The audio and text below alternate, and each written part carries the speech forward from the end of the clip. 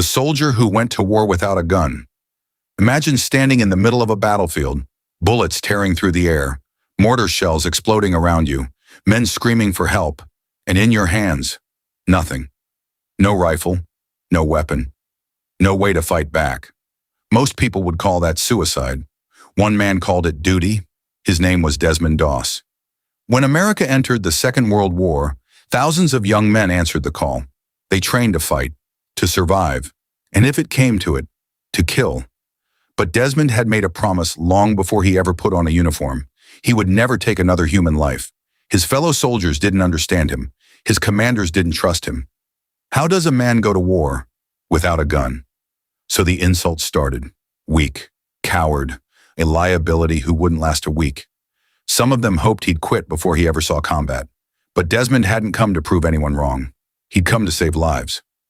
Then came Okinawa, a battlefield unlike anything the young medic had ever seen. The Americans scaled a brutal cliff face. The men called it Hacksaw Ridge. The second they reached the top, hell opened up. Machine gun fire tore through their lines. Artillery ripped the ground apart beneath them. In minutes, the assault collapsed. The order came down. Retreat. The living scrambled back down the cliff. The wounded were left behind. And as hundreds of men climbed down to safety, one man walked the other way.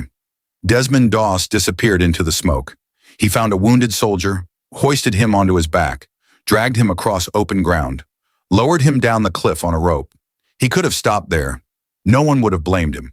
Instead, he turned around, back into the gunfire, back into the shell fire, back into the smoke and the screaming, again and again and again.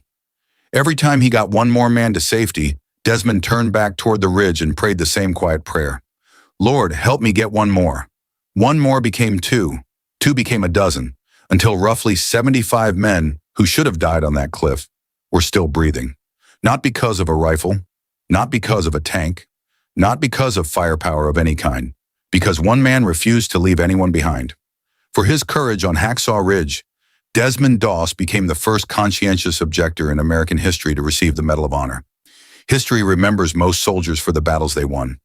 Desmond Doss is remembered for the men he carried home.